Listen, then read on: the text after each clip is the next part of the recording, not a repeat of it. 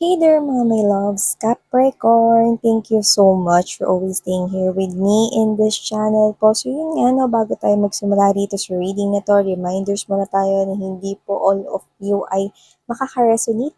At syempre, just take only what resonates with you guys. And this is timeless and we do not have any gender right here. So babae, lalaki, LGBT, of course, you're welcome lahat rito mga babes. So yun nga, no, you can flip roles if you want.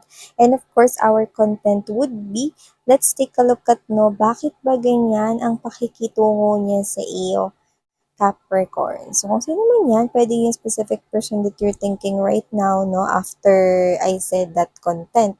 Pero, we're getting, no, kung sino yung strongly na parang kumakapit like a tarsier or panda sa inyong energy, no? So, we're talking about who is this energy clinging to your energy right here. Yung malakas, yung something strong. So, let's take a look at ano ba itong situation na to with you together with this person here. This could be anyone you know.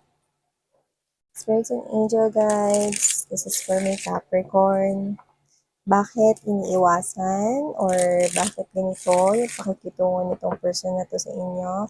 Actually, hindi ko naman talaga gustong sabihin yung iniiwasan, pero sinabi ko na lang. So, maaaring ang word ni iniiwasan, no, this is reading, has something to do with baka iniiwasan kayo nitong person nito, no? And we're gonna take a look at bakit. Pwedeng iniiwasan niya kayo, pero tingnan niyo naman yung itsura niya dyan. So, um, a lot of meaning, no? Na merong tinatagong mas deeper na meaning. Huwag kayong mag-alala kasi hahalukatin natin yan kung ano mang klaseng meaning yan. Okay. Capricorn, bakit niya kayo iniiwasan pero yung tingin niya ay kakaiba? Siguro napapansin mo iniiwasan ka. Sabi ko sa inyo, may sinisekreto siya. Punong-puno rito ng misteryo ang mga tinginan niya sa'yo. So, pwedeng iniiwasan ka nga niya, no? Pwedeng katrabaho mo siya or kaibigan. I'm seeing pentacles while shuffling.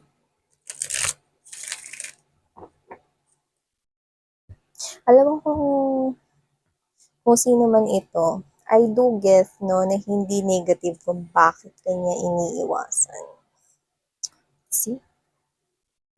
I have here the Nine of Wands energy. Knight of Swords. Ace of Wands. Queen of Wands. Diba? Lumalabas siya bilang King of Wands. And there you go, you're appearing as the Queen of Wands.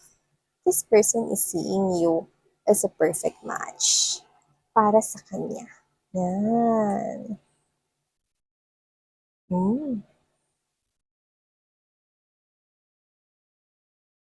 Naku, naku, naku, naku, naku, naku.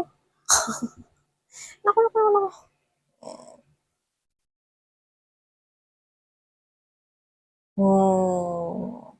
Sabi ko sa inyo nilalabanan niya dito yung emotions and feelings niya rito. Matagal na siya rito nagkakaroon ng paglalaban sa kanyang emotions and feelings right here. Yun ang nakikita ko rito mga babes, no? At kung sino siya, malinaw na siya ay kilala ninyo. Yun ang aking nasisense dito. So kung sino man siya, whoever this individual is, nakakapagod na mag-deal sa kanyang emotions and feelings, pero nakikita niya kayo as perfect match right here. So if this is someone here na hindi mo pa nagiging ka in relationship ever, because I'm also picking that up, this person here is actually pinipigilan niya rito yung sarili niyang gumawa ng actions with the Knight of Swords energy, Two of Swords, and yes, iniiwasan ka nga talaga niya. Pero literal na ganito yung nararamdaman niya, as you can see. Okay? This is someone here na kahit na iniiwasan ka niya, nag-aalala pa rin siya sa iyo. Yung word na nag-aalala yun, nagsustand out sa akin rito, Capricorn. Kunwari, ganito. Umuulan, ang lakas ng ulan, buong araw umuulan, no? Regardless kung may LPA ba. Or may bagyo, example lang to, no? Wala kang dalang payong, pero nakalabas ka na ng office building ninyo, no? And then, nag-aalala siya sa'yo. May dala kayang payong yun si Capricorn. Baka nabasa na yun, baka magkasakit si Capricorn. Yan, no? And I'm seeing that person, no? Trying to hold back himself. Paano? Example, gusto kanyang i-text, tawagan, i-chat, kung nakauwi ka ba na maayos, or kung nakasakay ka na ba ng bus, hindi ka ba nabasa, or nandun ka na ba sa subway, or nandiyan ka na ba sa house ninyo. Pero hindi niya talaga ginagawa. Sabi ko sa inyo eh, meron siyang tinatago rito, feelings, no? Hindi to palaman, kundi feelings for you. Alam mo kung sino siya, pwede magkatrabaho kayo, na nakikita ko rito, no? Pero parang ang nakuha ko kasi sa kanya rito, puwedeng meron siya ritong kung hindi man siya yung may-ari ng kumpanya pinagtatrabahuhan mo, parang may iniingatan siyang posisyon. Or baka diyan sa trabaho bawal yung make-in relationship or bawal yung meron relationship. Yan 'no, nakuha ko rito. Maaaring yun yung pumipigil sa kanya. Someone that is with a title na may hawak-hawak na ganyan. So, just like how this resonates with you guys. So, pwedeng boss nyo siya or pwedeng mataas yung katungkulan niya ron. Pwedeng sa ibang department siya nakatalaga. No? Pero nakikita ko rito, nakikita ka niya as a perfect match para sa kanya. Okay? Nag-iisip naman siya, gumawa ng action, pero sa ngayon nagdadalawang isip siya rito. Totoo, iniiwasan niya kayo, no? Pero the more na iniiwasan niya kayo rito, mas lalo niyang gustong lumapit. And there is something here about that time. Because I do see a clock. Every time I see the Wheel of Fortune, it's like it gives me this kind of pressure that someone here also wants to know how you feel. Okay? So, kung nagpapakita man kayo rito, no, na gusto niyo siya or kung ano man, no, kasi hindi ko yung nakikita rito because more likely yung nakuha ko is yung nararamdaman nitong person na ito for you, no, kitang-kita ko rito na naghihintay siya rito ng tamang oras na parang itanong sa iyo. Kasi nakikita ko rito yung twin flame connection eh. So, I do feel like na nararamdaman mo siya strongly or nararamdaman mo na parang parang merong nagkakagusto sa'yo although hindi mo alam na siya yun talaga, no? Or nararamdaman mo na parang something is bothering you but not negatively. Yan, no? Siya yun. Kasi posible talagang meron ditong magka-twin flame connection kayong dalawa. Okay, gusto niyang malaman dito, actually, kung ano yung nararamdaman mo, parehas ba tayo na nararamdaman, gusto mo rin ba ako, or may iba kang gusto, may iba kang tinitingnan. Curious din siya. Pero yun nga, may iniingatan siya rito, no? Either mataas yung posisyon niya dyan sa pinagkatrabahuhan ninyo or or kumpanya na pinagtatrabahuhan mo, no, either boss siya dyan, pero kung hindi man, no, pwedeng meron siya riyang, meron something dyan sa kumpanya na yan, no, na parang hindi pwedeng baliin kasi it's part of the policy, it's part of the guidelines of the company, or if this is a big business partnership, no, parang ayaw niya kasi na parang mag-isip ka na nag-take advantage siya rito, no, just because you're business partners.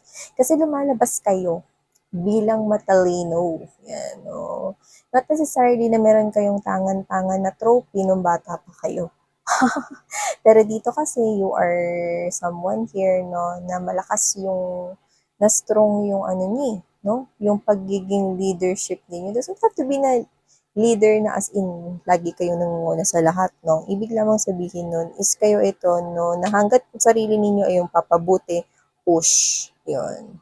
Alam mo kung ano yung gusto mong mangyari sa buhay mo, alam mo rin kung sino yung mga gusto mong patuloyin sa life mo. In short, nagbubuga kayo, no, ng parang energy ng flame, no? Parang you are like a dragon, pero you know also how to tame yourself, diba? So, nakita ko rito, no, na someone kayo dito na nag embodies ng ganitong klase ng energy. In which is I do feel like yun yung nagustuhan niya sa'yo. Yes. So, if so happen, no, na gusto mo rin siya, I do feel like, no, na mag-i-ignite ang passion na ito. Kasi siya yung twin flame mo eh. Meron kasi dito magka-twin flame eh. Ano? You've already met this person here in your past lives or in one of the past lives that you had before. And that is somewhat memorable to you kahit hindi mo na yun naaalala ngayon. At hindi niya rin naaalala yun. It doesn't matter anymore. But what I'm picking up no is one of your past lives, you've already encountered this person, Capricorn. And you had this very beautiful bond that time. Okay? But whatever the case may be, universe has plans here for you. Kasi yung tinginan niya sa'yo ay kakaiba at hindi ko nakikita na hanggang magiging ganyan lang yan. I'm seeing this person here na kaya siya kumikilos ng ganyan, which is yun yung nga yung gusto nating malaman, no, is nagtataka ka siguro, bakit siguro parang pag nandyan ka, naalibadbaran siya. Pag nandyan siya, parang may sakit ka na iniiwasan ka niya, no? Mga nagtataka kang ganyan, no? Pero you feel something different. You feel something here na parang may something eh, which is true. Because I do feel like that this is your person here. You've already met this person. Maybe with a different face, yes. Okay, maybe with a different situation, yes. Pero hindi ko nakikita magiging hanggang dito lang ang inyong connection. Kasi nakikita ko rito, no, na parehas kayong goal getter at go-getter. Kaya nakikita ko na high chance na maaaring ipurso ka niya. At saka may mga bagay rito, no, na nakikita ko na pagkakasunduan at mas lalakas pa no, pag kayong dalawa ay nagsanib. Nagsanib in a way na hindi magkakaroon ng puwersa na maguguho ang mundo. At hindi magkakaroon ng pagbitak-bitak ang Pinas. Kundi ibig lamang sabihin nito, no, this is like a power couple right here and you can be, okay, a power couple. Kasi nakikita ko rito na kung hindi man ito ngayon kikilos, kasi ngayon nakikita ko rito parang may inaalagaan siyang sitwasyon, something, which I do feel like, no, na kung tatanungin niyo kung iba ba yung inaasikaso niya, ibang relationship ba yan, nasa isang relationship ba siya, no, it's not that. Okay? Yun nga yun yung binanggit ko kanina, no, na may kinukonsider siya rito na parang related sa money and also this person do not want to scare you away. And nakikita ko na posible talaga, mataas ang posibilidad, no, na ang inyong chemistry sa isa't isa, no, ay tataas. So, ibig sabihin, no, malaki ang chance na ipurso ka nito, no, in the immediate future. And when I say immediate, hindi na yun magtatagal. So sa ngayon, iniiwasan ka niya, okay.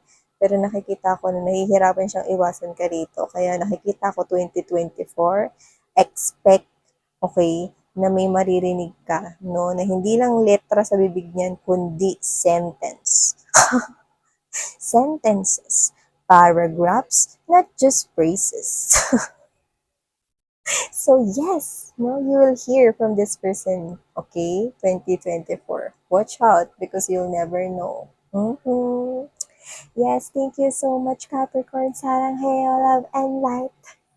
And